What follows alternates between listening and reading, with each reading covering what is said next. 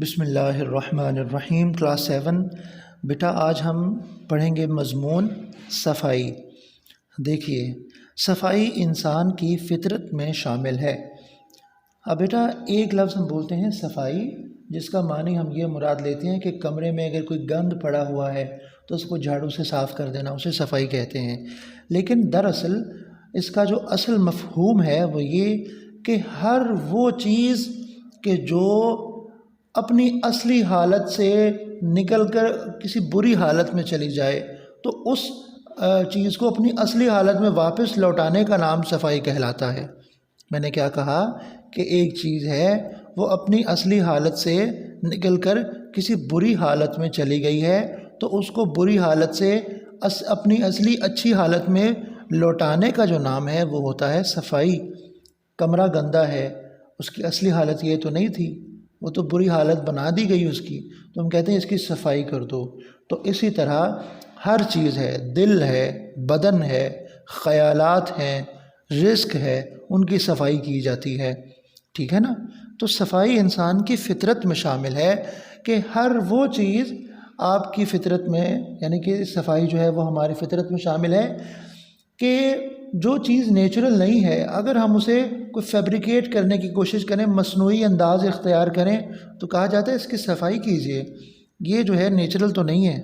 دیکھیے کہ صفائی انسان کی فطرت میں شامل ہے، ہر انسان صفائی اور پاکیزگی کو پسند کرتا ہے۔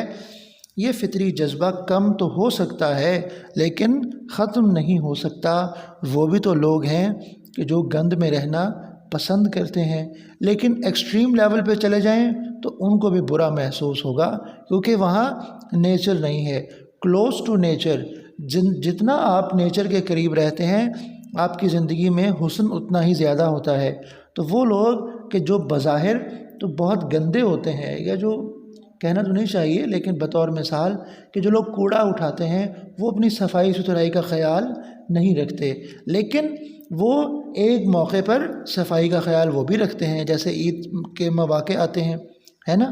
لیکن اصل گندگی دل کی گندگی ہے کہ ہمارے دل میں برے خیالات، منفی جذبات، غصہ، نفرت، کینہ، انتقام، یہ بھی گندگی ہے، یہ سب سے بڑی گندگی ہے، ٹھیک ہے نا؟ جو دل کی گندگی ہوتی ہے۔ ایمان جو ہے، اس لیے تو ایمان کو نور کہتے ہیں کہ یہ روشنی ہے، یہ نور ایمان سے جو دل کی غلاظت ہے وہ دور ہو جاتی ہے۔ ارشاد خداوندی ہے، بے شک اللہ توبہ کرنے اور پاک صاف رہنے والوں کو پسند کرتا ہے۔ رسول کریم علیہ الصلوۃ والسلام کا ارشاد مبارک ہے، صفائی نصف ایمان ہے۔ آپ علیہ الصلوۃ والسلام سادہ مگر صاف ستھرا لباس پہنتے تھے۔ ہمارے ہاں عموماً سادگی کا جو مفہوم مراد لیا جاتا ہے وہ یہ کہ پھٹے پرانے گندے، وہ سادگی نہیں ہوتی۔ سادگی یہ ہوتی ہے کہ اگر میری ضرورت 1000 روپے میں پوری ہو رہی ہے تو میں اسے 1000 تک ہی رکھوں، ٹھیک ہے؟ یہ نہ ہو کہ میں اسے 1000 کی ضرورت کو 10,000 میں پورا کروں، ہیں جی؟ یعنی ایک سوٹ مجھے پسند آ گیا، وہ 1000 روپے کا بھی ملتا ہے، وہ 5000 روپے کا بھی ملتا ہے، تو میں ضد کروں میں نے 5000 والا ہی لینا ہے، تو یہ ہے اسراف، ٹھیک ہے؟ جتنی ضرورت ہے اتنے آپ اپنی قناعت کر لیں، یہ ہوتی ہے سادگی۔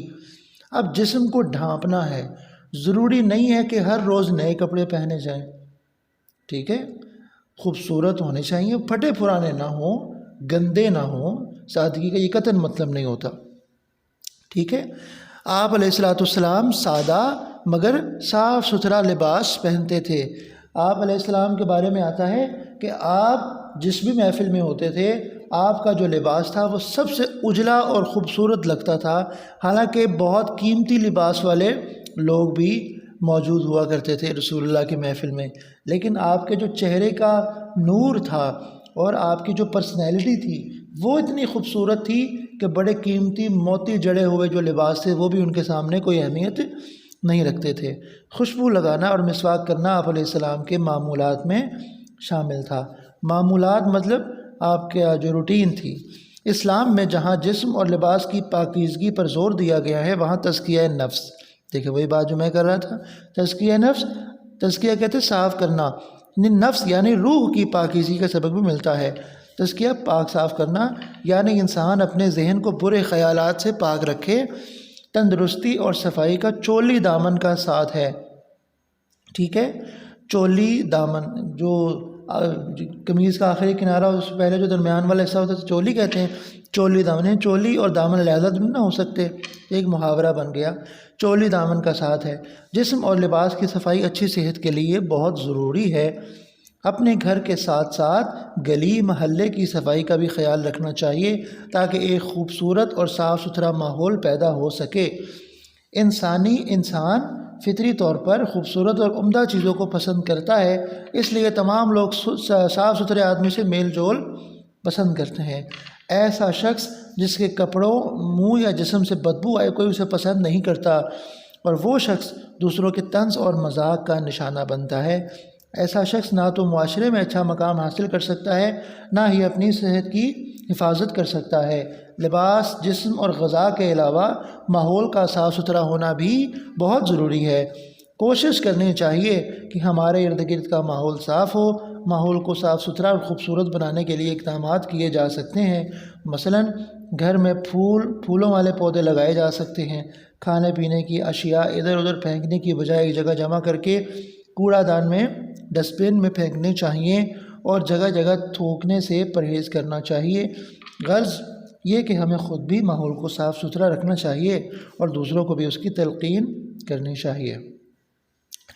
ٹھیک ہے بیٹا، تو یہ بیٹے آپ نے اچھے طریقے سے دیکھنا ہے اور اسے کاپی پر لکھ لینا ہے یاد کر کے۔ ٹھیک ہے، اوکے، اللہ حافظ۔